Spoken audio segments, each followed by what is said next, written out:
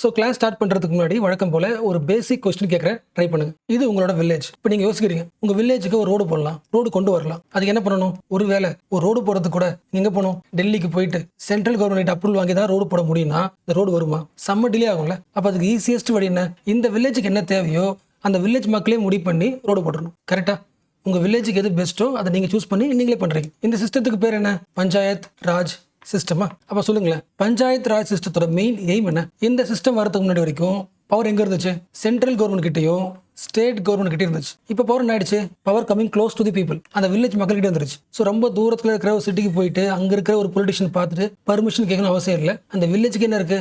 ஒரு own governance mechanism இருக்கா?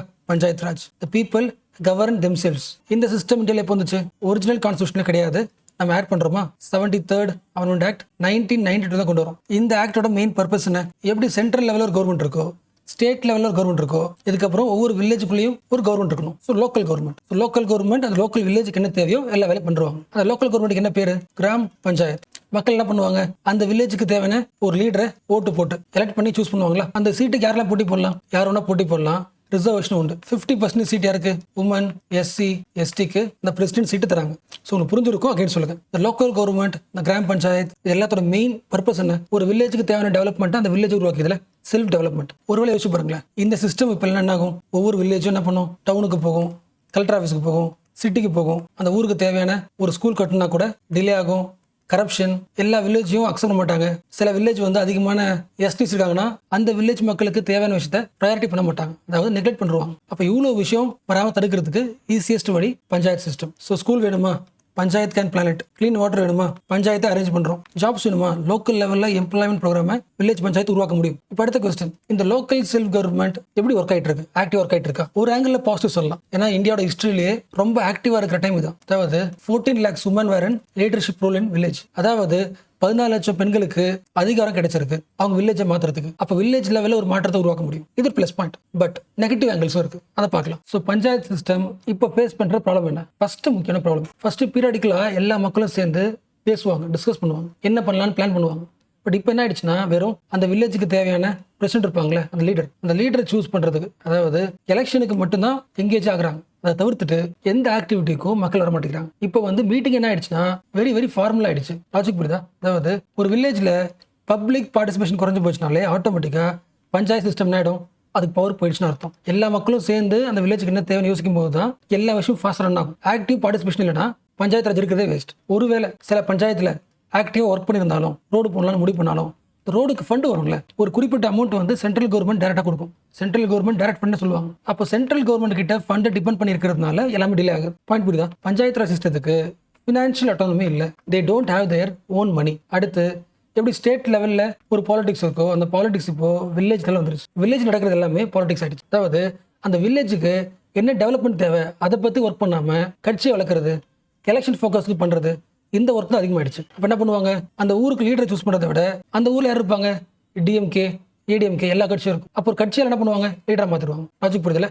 வில்லேஜுக்கு எது நீடோ அதை பேஸ் பண்ணி விட்டு போடாமல் பார்ட்டிக்கு லாயல்ட்டியாக இருப்பாங்க. நம்ம எல்லாருமே ஒரு பார்ட்டிக்கு லாயல்ட்டி இருப்போம்ல, அந்த லாயல்ட்டியை வில்லேஜ் காட்டுவாங்க. இது எல்லாத்த விட ஆக்டிவ் பார்ட்டிசிபேஷன், டேரக்டாக ஃபண்டு வருது, சூப்பராக ஒர்க் பண்ண லீடர் இருக்காங்க. இதெல்லாம் இருந்தாலும் கோவிடுக்கு அப்புறம் லாஸ்ட் 10 இயர்ஸாவே கவர்னன்ஸ் சிஸ்டமே மாறிட்டே இருக்குல்ல. டெக்னாலஜி அப்டேட் வந்துருச்சு, இ கவர்னன்ஸ் வந்துருச்சு, நியூ டைப்ஸ் ஆஃப் லேபர்லாம் வந்துருச்சு. ஸோ நிறைய விஷயங்கள் மாறிடுச்சு. அப்போ இந்த எல்லா சேஞ்சையும் வில்லேஜுக்குள்ள வரல. வில்லேஜ் வந்து அவுட் ஆஃப் தி சேஞ்சில் இருக்கு. ஸோ இப்போ சொல்லுங்க, பஞ்சாயத்து சிஸ்டத்தை எப்படி இம்ப்ரூவ் பண்ணலாம்? ஃபர்ஸ்ட் முக்கியமானது ஃபினான்ஷியல் அட்டானமியா. ஆக்சுவலாக இந்த வார்த்தை என்ன கொஞ்சம் டீட்டெயிலாக பார்க்கணும். ஒரு ஃபேக்ட், 2010 வச்சுக்கலாம். 2010 2024 லாஸ்ட் ஒரு 10 வருஷம் 15 வருஷம் பஞ்சாயத்துக்கு வர காசு இருக்குல்ல, டைரக்ட் டிரான்ஸ்ஃபர் இருக்குல்ல, அது 1.5 லட்சம் கோடி இருந்து இப்போ எவ்வளோ கிடைக்குதுன்னா 2 லட்சம் கோடி கிடைக்குது. ஸோ அமௌண்ட் அதிகமாக இருக்கு. அது விஷயம் கிடையாது. ஒரு சென்ட்ரல் கவர்மெண்ட் ஒரு காசு வந்து ஒரு பஞ்சாயத்து தரும்போது என்ன சொல்லுன்னா, இந்த காசை இதுக்கு யூஸ் பண்ணிடு அப்படின்னு அந்த மணி கூட கண்டிஷன் இருக்கும். இப்போ கண்டிஷன் இருந்துச்சுன்னா அந்த பஞ்சாயத்துக்கு என்ன தேவையோ ஃப்ரீயாக பண்ண முடியாது, செலவு பண்ண முடியாது. அப்போ கவர்மெண்ட் தர மோஸ்ட் ஆஃப் தி மணி என்ன மணி? டைடு மணி. அது கூட ஒரு ஒர்க்கை ஆட் பண்ணிட்டாங்க. இப்போ பஞ்சாயத்துக்கு மணி வருது, அந்த மணி எப்படி இருக்கணும்? அன்டைடு மணியாக இருக்கணும், ஃப்ரீ மணியாக இருக்கணும். ஸோ இந்த காலகட்டத்தில் சென்ட்ரல் கவர்மெண்ட் பஞ்சாயத்து காசு அனுப்புது, but those funds are controlled by central government. அப்போ அந்த கண்ட்ரோல் பண்ணணும், குறைக்கணும் first. And second important point, local லெவலில் ஒரு கவர்மெண்ட் இருக்கிற மாதிரி தெரிஞ்சாலும் ஆல்மோஸ்ட் எல்லா பவரும் வில்லேஜ் பஞ்சாயத்து கிடைக்கல. ரொம்ப சிம்பிளா சொல்லணும்னா, நம்ம கான்ஸ்டியூஷன்ல பஞ்சாயத்து ராஜ் சிஸ்டம் உருவாக்குனாங்களே, அதை உருவாக்கி என்ன பண்றாங்க? ஒரு லிஸ்ட் போடுறாங்க. இந்த லிஸ்ட் ஆஃப் எல்லா பவர்ஸும் யாருக்கு? லோக்கல் கவர்மெண்ட்டுக்கு தான், வில்லேஜ்க்கு தான். பட் அவ்வளோ லிஸ்ட் கொடுத்தும் எல்லா ஸ்டேட் கவர்மெண்ட்டும் இந்த எல்லா பவர்ஸும் இன்னும் லோக்கல் கவர்மெண்ட்டுக்கு ட்ரான்ஸ்ஃபர் பண்ணல. கான்ஸ்டியூஷன் கொடுத்தது ஒரு 29 லிஸ்ட் ஆஃப் பவர்ஸ். இந்த 29ல் ஜஸ்ட் 20% பவர் மட்டும்தான் லோக்கல் கவர்மெண்ட் ட்ரான்ஸ்ஃபர் ஆயிருக்கு. அப்போ இன்னும் கம்ப்ளீட் டீசென்ட்ரலைசேஷன் வரல. இந்த பாயிண்ட் நோட் பண்ணிங்க. அண்ட் இப்போ பார்க்க போகிற பாயிண்ட் இன்னும் மோஸ்ட் இம்பார்ட்டன்ட். லோக்கல் கவர்னன்ஸோட மெயின் வேலை என்ன? அந்த வில்லேஜில் இருக்க எல்லா மக்களும் ஒன்றா சேர்ந்து அவங்களுக்கு என்ன தேவை, அதான் அல்டிமேட் எய்ம். பட் இப்போ பஞ்சாயத்து பண்ணுற ஒர்க் வந்து மாறி போச்சு. அதாவது சென்ட்ரல் கவர்மெண்ட்டுக்கும் வில்லேஜ் மக்களுக்கும் நடுவில் இருக்கிற ஒரு மிடில் மேன் ஆயிடுச்சு. சென்ட்ரல் கவர்மெண்ட் என்ன பண்ணுது? இந்த வில்லேஜில் யாருக்கு காசு அனுப்பணும்? டைரக்ட் ட்ரான்ஸ்ஃபர் மணி அவங்க அக்கௌண்ட்டுக்கு டேரக்டாக என்ன பண்ணிடுது? மக்களுக்கு காசு அனுப்பிடுது. சில பேர் யோசிக்கலாம், சென்ட்ரல் கவர்மெண்ட் டேரெக்டாக மக்களுக்கு காசு போச்சுன்னா எஃபிஷியன்ட் மாதிரி தெரியும். பட் ஒருவேளை அந்த வில்லேஜில் இருக்கிற ஒரு இண்டிவிஜுவலுக்கு காசு வரலன்னா யார்கிட்ட கேட்பாங்க? அக்கௌண்ட்டு மிஸ் ஆகும். அதுவே வந்து அந்த அமௌண்ட்டு வந்து இப்போ லோக்கல் கவர்மெண்ட்லேருந்து எல்லா வீட்டுக்கும் போச்சுன்னா ஒருத்தவங்க வீட்டுக்கு காசு வரலன்னா போய் கேட்க முடியும். ஸோ அக்கௌண்டபிலிட்டி குறையுது. யோசிக்க முடியுதா? ரேஷன் கடையிலேருந்து, ஜாப்லேருந்து, பென்ஷன்லேருந்து எல்லாத்தையும் டிஸ்கஸ் பண்ணி நமக்கு என்ன தேவை உருவாக்கிட முடியும் லோக்கல் கவர்மெண்ட். இப்போ லோக்கல் கவர்மெண்ட்டை கேஷ் ட்ரான்ஸ்ஃபர் ஸ்கீம் என்ன பண்ணுது? அது வேலையை குறைச்சி எல்லாம் அதுவே பண்ணிடுது. அப்போ டெக்னாலஜி வளர லோக்கல் கவர்மெண்ட் வேலை ஆகிடும், குறைஞ்சிட்டே இருக்கும், பவர் குறைஞ்சிட்டே இருக்கும். லாஸ்ட் முக்கியமான பாயிண்ட், கவர்மெண்டோட ஃபோக்கஸ் இப்போ எல்லாமே அர்பன் பக்கம் தான் திரும்புது. என்ன ரீசன்? 1990s 100 பேரில் 75 பேர் 75% வில்லேஜில் வாழ்ந்தாங்க. இப்போ காலத்தில் எடுத்து பார்த்தீங்கன்னா 60% பீப்புள் தான் வில்லேஜில் வாழ்றாங்க. இப்போ நிறைய பேர் அர்பனுக்கு போகிறதுனால அர்பன் ஃபோக்கஸ் என்ன பண்ணுது? கவர்மெண்ட் எல்லாமே மூவ் ஆக ஆரம்பிச்சிருச்சு. லாஜிக் புரியுதா? அப்போ எல்லா கவர்மெண்ட்டும் இந்த டவுன் சிஸ்டம் இருக்குல்ல, முனிசிபாலிட்டி, அதை ரிஃபார்ம் பண்ணுறாங்க. பட் பஞ்சாயத்து ராஜ் என்ன பண்ணல? இன்னும் ரிஃபார்ம் பண்ணல. அட்வான்ஸ்க்கு ஏற்ற மாதிரி. ஸோ ஓரளவுக்கு புரிஞ்சுல. அப்போ யூபிஎஸ்சி ஆஸ்பிரண்டா நீங்கள் எடுத்துக்க வேண்டிய பாயிண்ட், நீங்கள் ஐஏஎஸ் ஆஃபீஸர் ஆனீங்கன்னா நீங்கள் பண்ண வேண்டிய ஃபர்ஸ்ட் பாயிண்ட், ஒரு வில்லேஜ் லெவலில் இருக்க லீடரை வந்து ஜஸ்ட் ஸ்கீம்ஸ் இம்ப்ளிமெண்ட் பண்ணுறதுக்காக பயன்படுத்துறதை விட்டுட்டு அந்த வில்லேஜுக்கு தேவையான இம்பார்ட்டன்ட் டெசிஷன்ஸ் எடுக்கிற ஒரு ரோலை வந்து வில்லேஜ் பஞ்சாயத்துக்கு தரணும். ஸோ டெசிஷன் மேக்கிங் இம்ப்ரூவ் ஆகணும், அவங்களோட ஃபண்டை நீங்கள் அதிகமாக்கணும். அதோட முக்கியமானது டெக்னாலஜி இன்கார்பரேட் பண்ணணும். லோக்கல் கவர்னன்ஸோட டெக்னாலஜிக்கல் அப்டேட்டாக கொண்டு வரணும். பாயிண்ட் புரிஞ்சா? We have to strengthen the local governance through using the technology. இதை தவிர்த்துட்டு இன்னும் சில முக்கியமான வேலைகள் பண்ணலாம். ரீசெண்ட் டைமில் வில்லேஜ்ல இருந்து நிறைய பேர் வெளியே போகிறாங்களா, மைக்ரேஷன். அப்போ வில்லேஜ் பஞ்சாயத்து என்ன பண்ணலாம்? மைக்ரேஷனை கண்ட்ரோல் பண்ணலாம். வில்லேஜ் லெவல்லே ஜாப்ஸ் உருவாக்க ட்ரை பண்ணலாம். இல்லை ஒருவேளை மைக்ரேஷன் பண்ணிட்டாங்கன்னா அந்த ஃபேமிலி எங்கே இருக்கும்? வில்லேஜ் தான் இருக்கும். மைக்ரேண்டான ஃபேமிலிக்கு என்ன பண்ணலாம்? எல்லா ப்ராப்பர் பெனிஃபிட்டும் கிடைக்குதான்னு என்ஷூர் பண்ணலாம். அண்ட் ரொம்ப முக்கியமானது கிளைமேட் சேஞ்ச்.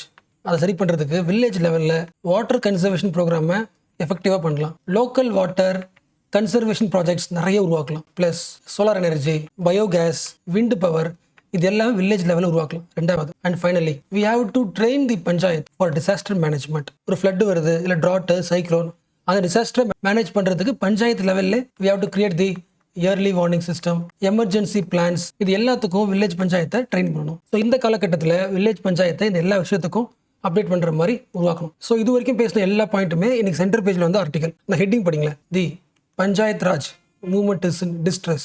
ஏன் டிஸ்ட்ரெஸ்? ரீசன்லாம் பார்த்தாச்சு. எப்படி சேஞ்ச் பண்ணலாம் அதுவும் பார்த்தாச்சு. ஆக்சுவலாக நம்ம பேசினது வந்து ஒரு ஸ்டோரி மாதிரி இருந்திருக்கும். பட் அந்த ஸ்டோரிக்குள்ளே உங்களுக்கு தேவையான எல்லா பாயிண்ட்ஸ், எல்லா கீவேர்ட்ஸுமே ஆட் பண்ணிட்டேன். நீங்கள் மெரிட்டை நோட் பண்ணியிருந்தீங்கன்னா உங்களுக்கு தேவையான எல்லா பாயிண்ட்ஸுமே கிடைச்சிருக்கும். ஒருவேளை டவுட்டாக இருந்துச்சுன்னா இதை படிச்சு பாருங்க, உங்களுக்கு புரியும். அண்ட் அகைன் நீங்கள் சம்மரைஸ் பண்ணுறதுக்கு ஹேண்ட் நோட்டில் ஷேர் பண்ணியிருக்கேன். அந்த பாயிண்ட்ஸை ரீட் பண்ணி பார்த்துருங்க. ஸோ உங்களுக்கு அந்த நாலேஜும் அந்த லைனும் லிங்காக தான் செக் பண்ணிக்க.